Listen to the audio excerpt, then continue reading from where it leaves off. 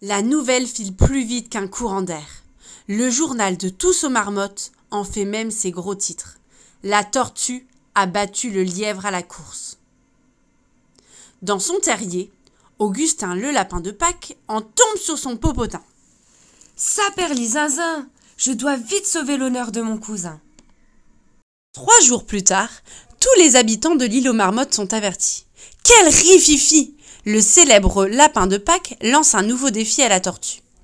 La pauvre n'a pas eu beaucoup de repos depuis sa victoire, mais elle accepte de faire la course contre Augustin à une condition. Puisque je porte ma maison sur mon dos, toi, tu devras transporter l'un de tes œufs en chocolat jusqu'à l'arrivée. Tip-tap, top là! Répond Augustin, pressé de gagner.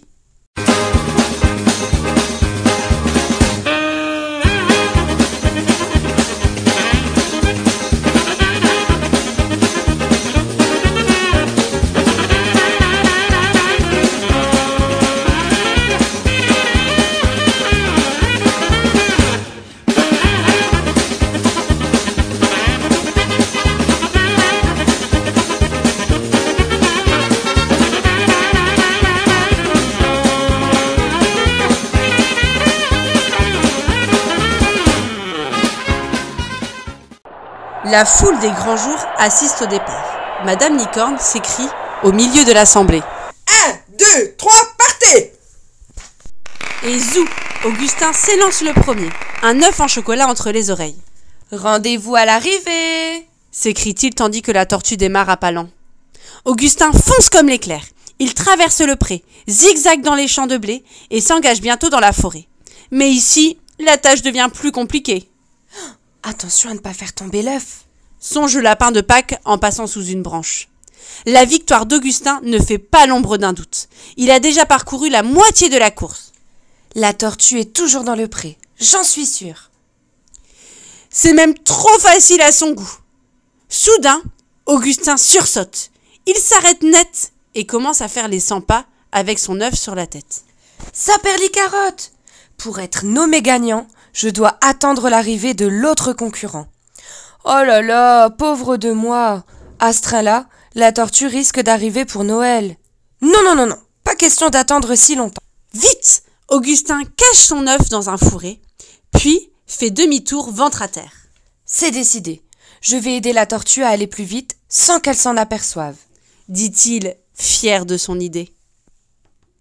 Le lapin de Pâques retourne ni vu ni connu dans son terrier et en ressort satisfait.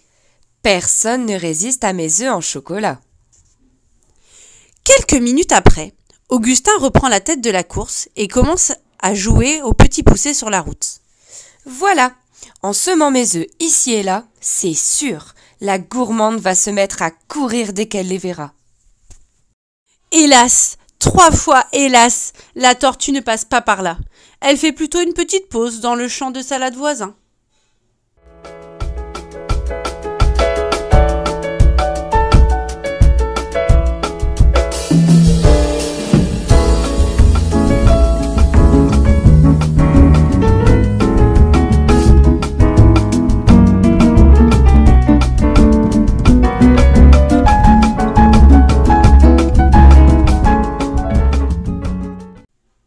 Augustin est très vexé. Il sautille dans tous les sens et ne tient plus en place. Ni une, ni deux, le lapin de Pâques retourne chez lui chercher d'autres œufs. Cette fois, je vais les mettre juste sous son nez, rouspète-t-il avant de reprendre la course. Le lapin se cache dans un buisson et se met à lancer ses œufs comme des petits boulets de canon. Résultat, encore raté. La tortue est dans la lune. Elle passe devant les œufs sans même les remarquer. Oh, c'est la goutte d'eau qui fait déborder le ruisseau. Augustin devient rouge comme un radis. Il a les nerfs en pelote et tempête.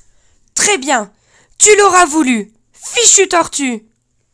Cette fois, le lapin de Pâques fait plusieurs allers-retours avec une charrette remplie à ras-bord.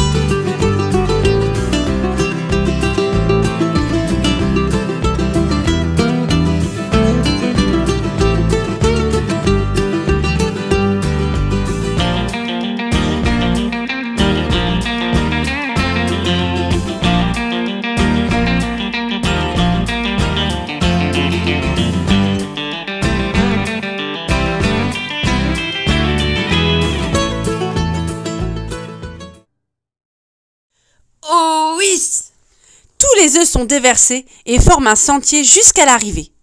Voyez-vous ça? Maintenant, la route est couverte d'œufs en chocolat.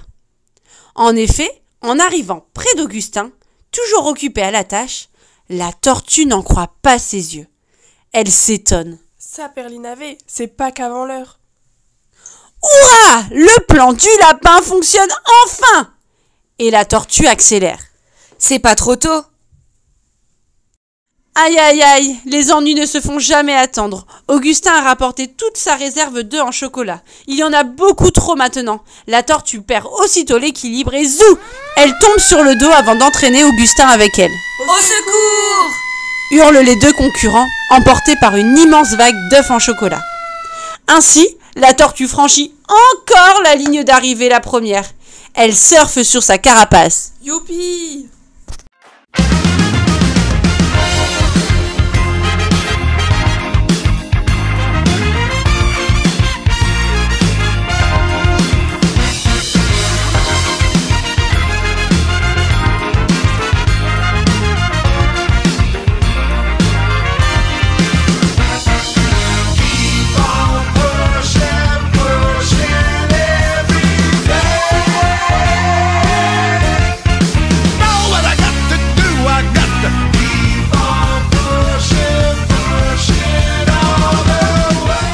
Je suis épuisée. Moi aussi. Alors, le lapin et la tortue éclatent de rire.